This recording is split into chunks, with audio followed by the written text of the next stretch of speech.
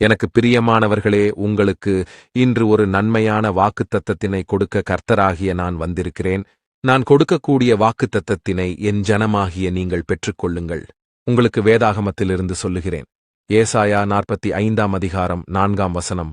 வெண்கல கதவுகளை உடைத்து, இரும்பு தாழ்பாள்களை முறித்து, அந்தகாரத்தில் இருக்கிற பொக்கிஷங்களையும் ஒளிப்பீடத்தில் இருக்கிற புதையல்களையும் உனக்கு கொடுப்பேன் என்று எழுதியிருக்கபடியாக என் ஜனமாகிய உங்களை பார்த்து சொல்லுகிறேன்.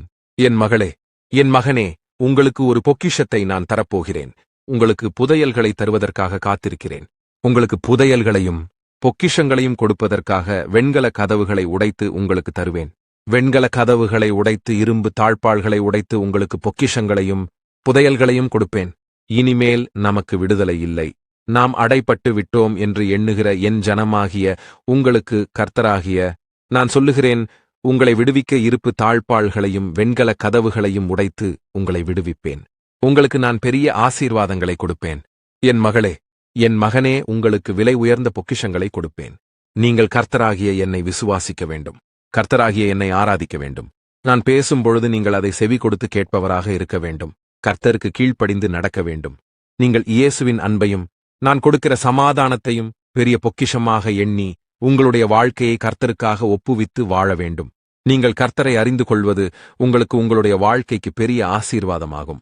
என் ஜனமாகிய நீங்கள் கீழே விழக்கூடிய நிலைமையில் இருந்து என்னை நோக்கி, கர்த்தரே, எனக்கு ஒரு பொக்கிஷத்தை கொடுங்கள், என்னுடைய வேலையிலே நிரந்தரமான ஊதியத்தை கொடுங்கள், என்னுடைய வாழ்க்கையை ஆசீர்வதியுங்கள் என்று என்னை நோக்கி விண்ணப்பம் பண்ணுங்கள்.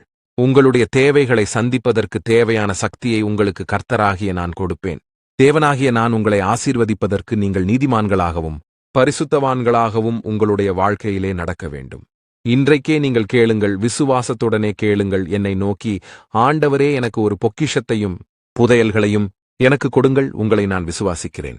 என் வாழ்க்கையை உங்களுக்கு நான் ஒப்புக் கொடுக்கிறேன். எனக்கு இறங்கி என்னை ஆசீர்வதியும் என்று என்னை நோக்கி ஜெபத்தினிலே சொல்லுங்கள்.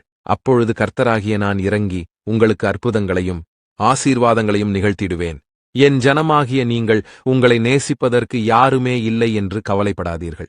உங்களை நேசிப்பதற்கு கர்த்தராகிய நான் இருக்கிறேன். இந்த காலகட்டத்தில் என் ஜனமாகிய உங்களுக்கு அன்பு செலுத்தவும் ஆறுதல் சொல்லவும் யாருமே இல்லையே என கலங்கிக் கொண்டிருக்கிறீர்கள் அல்லவா? உங்களுக்கு கர்த்தராகிய நான் வேதாகமத்திலிருந்து சொல்லுகிறேன். ஏசாயா 62 அதிகாரம் 4 வசனம். கர்த்தர் உன்மேல் பிரியமாயிருக்கிறார் என்று எழுதியிருக்கபடியாத நான் உங்கள் மேல் அளவு கடந்த பிரியமாயிருக்கிறேன். என் மகளே, என் மகனே, தேவன் உங்கள் மேல் பிரியமாயிருக்கிறார் என்று நீங்கள் உணர்ந்து கொள்ளுங்கள். இதுதான் கர்த்தராகிய நான் உங்களுக்கு கொடுக்கக்கூடிய வார்த்தை. பொறுமையாயும் கர்த்தர்க்கு கீழ்ப்படிபவர்களை கர்த்தர் நேசிப்பார் என்பதை என் ஜனமாகிய நீங்கள் உணர்ந்து கொள்ள வேண்டும். நீங்கள் பாவியாயிருந்தாலும் நிறைய தீமைகள் செய்திருந்தாலும் நீங்கள் கர்த்தரிடத்தில் உங்களுடைய பாவங்களையும் இந்த தீமைகளையும் அறிக்கையிட்டு மனம் திரும்பி கர்த்தராகிய என்னை விசுவாசித்தீர்களானால் உங்களையும் நான் நேசிப்பேன். நீங்கள் அன்பான ஆண்டவரை விட்டுப் போகாமல் கர்த்தரிடத்தில் ஒப்புக் கொடுத்து வாழுங்கள். நண்பர்கள் உங்களை புரிந்து கொள்ளாமல் போகலாம். வேலை செய்பவர்கள் உங்களை புரிந்து கொள்ளாமல் போகலாம். குடும்பத்தில் உங்களுடன் பிறந்தவர்கள் உங்களை புரிந்து கொள்ளாமல் போகலாம்.